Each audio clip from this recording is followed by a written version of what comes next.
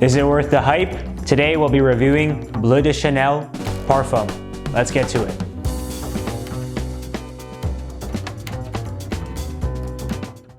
This Parfum concentration flanker was launched in the year 2018, and of course it was created by Olivier Polge, the in-house perfumer for Chanel. Now let's give it a spray. You can pause the video right here for a full note breakdown.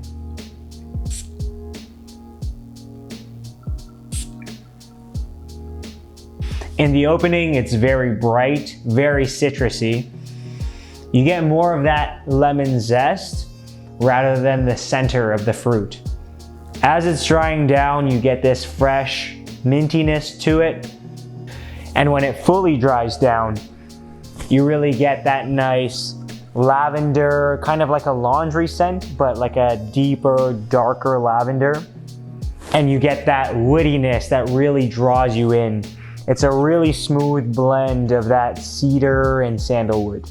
Now, if you're debating whether to get the Parfum version, the Eau de Parfum, or the Eau de Toilette version, I personally would recommend the Parfum. The EDT is that classic, very popular, clean blue scent that Bleu de Chanel is known for, but I think this has a lot more depth in comparison, especially with those woody base notes.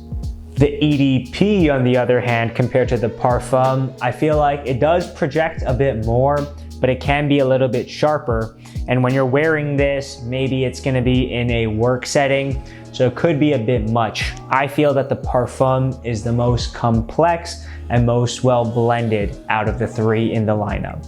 As for time and occasion, for me, this could be your one fragrance if you only have the budget for one bottle in your collection. It's like the Rolex Submariner of fragrances. You can wear it any season, anytime, any occasion, whether it's during the day at the office, at night when you're going out, maybe it's a date night, spring, summer, fall, winter, this can do it all. As for the demographic, for me personally, I feel like clean, blue, fresh fragrances like this is best suited for an office environment. Even though it's very versatile, I picture somebody in their mid-20s through late 50s wearing this with a suit, dressed up in an office environment. For the bottle design, this is the 150 ml. If you get any of the smaller sizes, it'll be the exact same form factor, just smaller. I think this is very well designed. It is a fingerprint magnet, but the cap, the atomizer are all top notch in terms of quality. You can see the Chanel logo underneath the cap, which is a very nice little detail, and the spray is just incredibly smooth.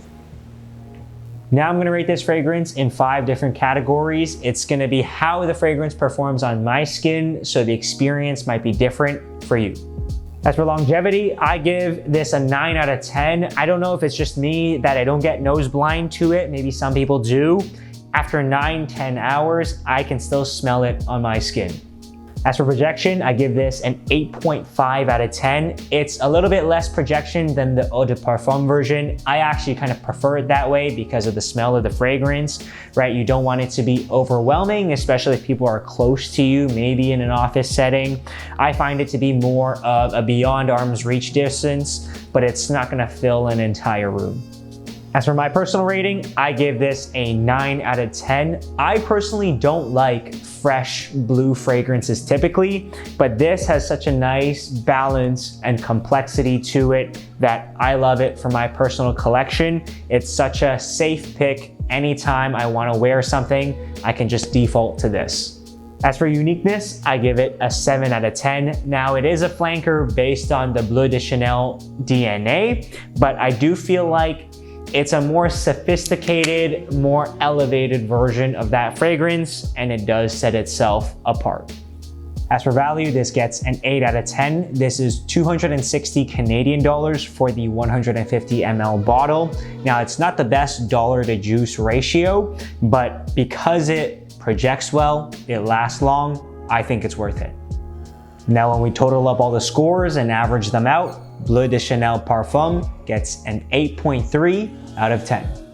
Thank you for watching this episode. Let me know if you prefer the Parfum version, the EDP version, or the EDT version of Bleu de Chanel in the comments down below. Subscribe for weekly fragrance content, and we'll see you next time.